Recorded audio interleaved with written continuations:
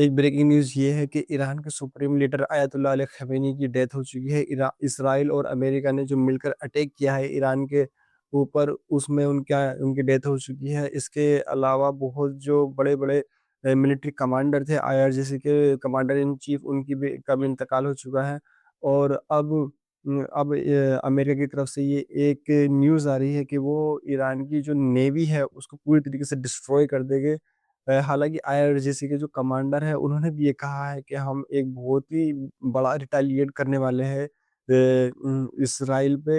Aircraft carrier, America के aircraft carrier एक तो अरेबियन सी में, जिससे कि लगातार वो ईरान पर अटैक किए जा रहे हैं, और एक दूसरा है कि एयरक्राफ्ट कैरियर मेडिटेरियन सी में मौजूद है इस टाइम, जो जो इज़राइल को प्रोटेक्ट कर रहा है। जैसे कि कोई भी बैलिस्टिक मिसाइल अगर ईरान लॉन्च कर रहा है इज़राइल की तरफ, तो वो उसको इंटरसेप्ट कर रहा है मेडिटेरियन सी में, जो उनका एयरक्राफ्ट कैरियर है। तो एक हालाँकि जो बातचीत चल रही थी कि भाई ईरान और अमेरिका के बीच में जो बातचीत चल रही थी, पहले ओमान में हुई और फिर जेनेवा में हुई, तो ये एक डिस्ट्रैक्शन था। और अमेरिका ने जो अटैक किया है वो दिन के टाइम में किया है। जनरली जो रात में होता है, लेकिन उन्होंने दिन में किया है। हालाँकि अब आने वाले कई साल तक ये पूरा मिडल ईस्ट का जो एक ये नक्शा है, ये पूरा ही चेंज हो जाएगा, कि मतलब किस तरीके से ईरान ने इन्फ्लुएंस कायम किया था पूरे मिडल ईस्ट में।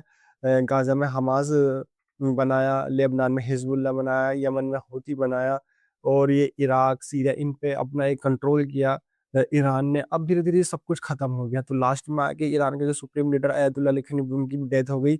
अब देखना होगा, हालाँकि अब जो अरबियन कंट्रीज़ है, जैसे कि सऊदी है, कतर है, बहरीन है, ये यूएई है, इनमें कोई पावर नहीं है। तो मिडल ईस्ट में कोई भी मुस्लिम पावर अब नहीं बचेगा। इसके बाद सिर्फ़ एक ही पावर है, वो है तुर्की, जो कि नेटो का मेंबर है। और मुझे नहीं लगता कि तुर्की भी कोई इंटरफेयर करेगा कहीं पे भी कुछ ऐसा।